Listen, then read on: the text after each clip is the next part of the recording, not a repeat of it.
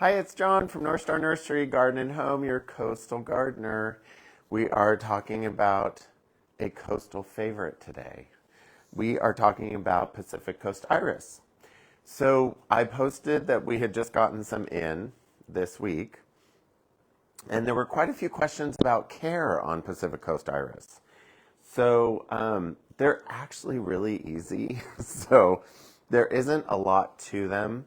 I think the biggest challenge is in the beginning getting them established.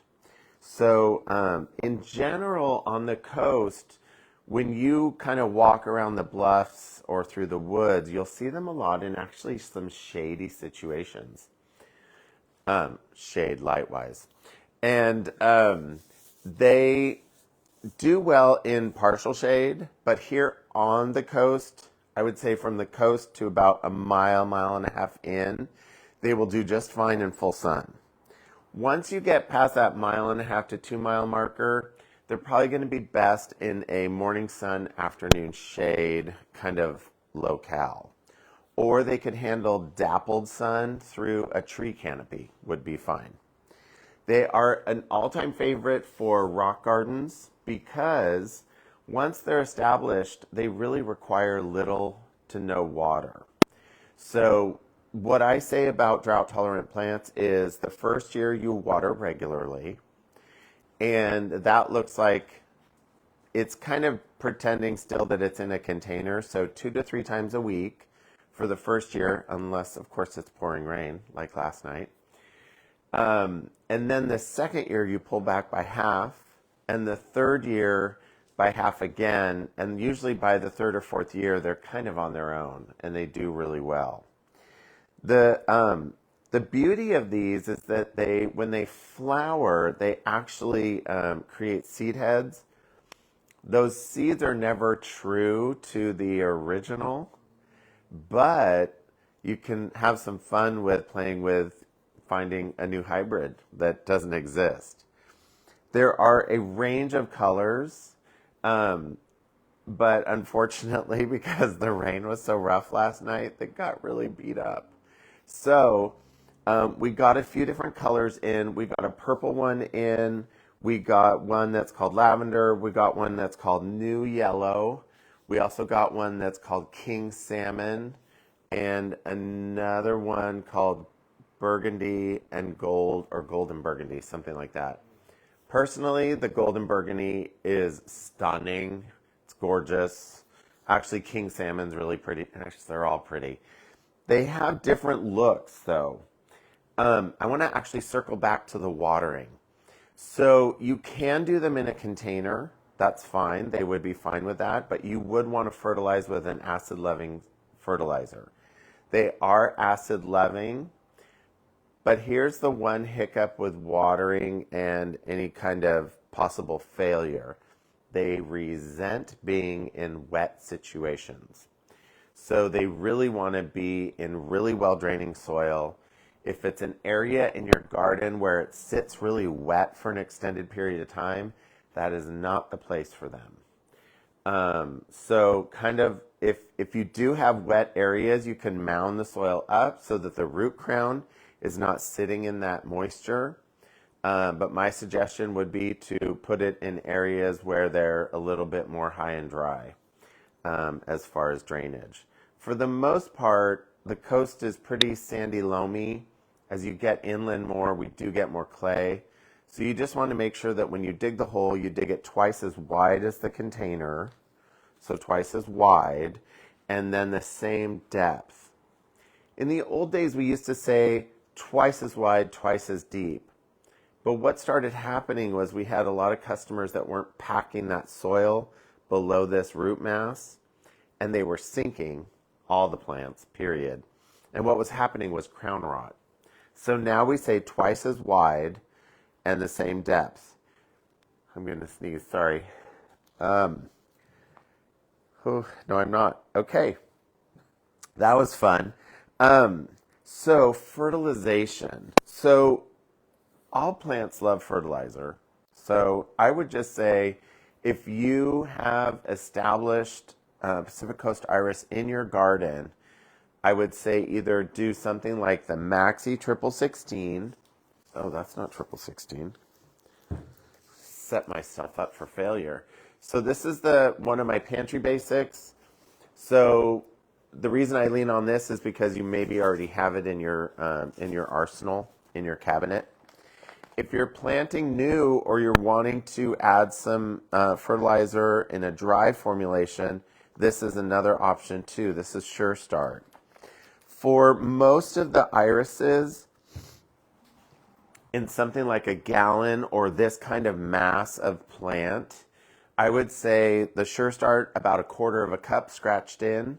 If you're using the Maxi, I would say do that probably once a month during the growing season. Especially, one of the things that came up was mine are gorgeous, but they're not blooming. So my thought is they're probably not getting enough nutrients to kind of do what they need to do. So if the plants look good, but you're not getting any blooms, it could be fertilization. On average, I would say that if you're doing the dry formulation, 3 times a year would probably be adequate. I would do it after, excuse me for a second. Of course, because I almost sneezed, now my nose is going. Boy, don't you love live TV? Oh, crazy. Okay, sorry guys. So fertilizing 3 times a year with the Sure Start. If you want to do other things, you're welcome to do that. So if you really want to just focus on bloom development, the Maxi Bloom is a great option for these as well. And then if you are doing them in a pot and you want to keep that soil acidic, the Maxi Acid is a great option. If by chance, and again, it kind of comes back to something is better than nothing. If you have rosin flour or all-purpose fertilizer at home, you could use these as well. Again, something is better than nothing. Now, when you are, oh, I should show you the pictures. Okay, so I won't be able to see what they are. Is that angle good, David?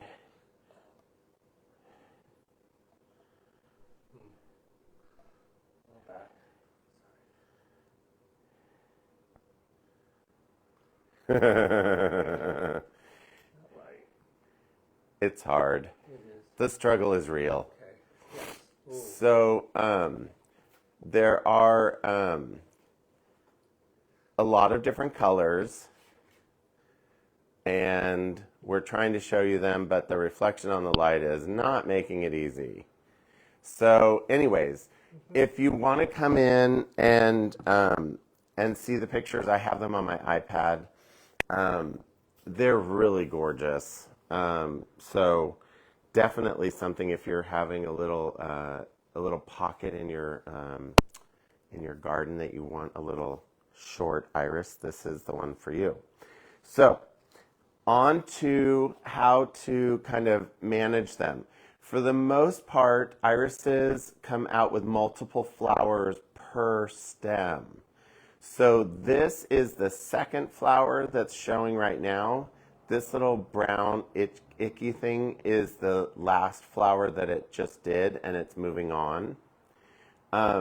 When you're done, what I do is I just snap, oh Lord above, I just snapped the wrong thing off. How about that for live TV? So you snap off the old flowers, and then what I do is I actually leave the seed heads to collect them for myself at home because I want to play with seeing what they might do.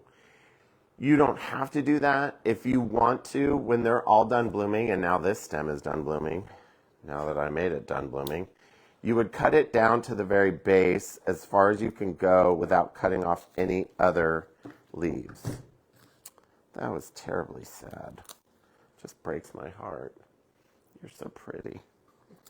And so this one has the 2 spent flowers on it, so we're just going to pull those off gently.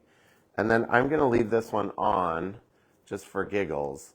But the other thing to keep an eye on is when, it's kind of hard to see this, but I'm not sure if you can see that this is a new spike coming. It looks a lot like a leaf, but it's actually a new spike. So this is going to be another set of flowers probably in about 2 weeks or so. They usually bloom usually like starting about April 1st or so, and they'll bloom kind of on and off through, I would say, probably the end of May, once they're fully done. Once they're fully done, if you don't want to save seeds, go ahead and go through and clean them up and get them ready for next year, as far as like keeping the foliage nice and tidy and whatnot. The only major pest that really bothers them is snails and slugs. Haven't ever seen, in all the research I did before this, there really isn't much that kind of goes for it as far as like aphids or scale or mealybugs. So, pretty low maintenance. Just watch out for snails and slugs. And this one's not a good candidate because it's not very full, but if you wanted to divide them, you certainly could do that. And what I would do is divide after the blooms are done, and you would just take and cut down the middle of the mass and pull off the division that you want and move it. It may not bloom the next season when you divide because it takes some time for them to kind of get rooted in and happy again. But it is a great plant for dividing. As you know, most irises divide beautifully. So I think that is it. Oh, I did want to show you this one. The flower structure is very different from plant to plant. This is a much more petite flower. It almost looks a little bit more like the traditional iris you see as a cut flower. So a little bit more petite size-wise, but so cute. I'm afraid to go anywhere near it because I'm afraid I'm going to break it. But we have a lot of them in because I pre-ordered them. Of course, most of them got beat up, but if you need to see colors and pictures, let me know. I'd be happy to show them to you. We did get some rain last night. April showers bring May flowers, so there you go. Just remember that all of those plants under the eaves or under large trees with a big canopy aren't getting the benefit of that rain. So make sure you're hitting those little babies that are under eaves and other stuff. I hope you guys are having a great morning, and we will look forward to seeing you at the nursery.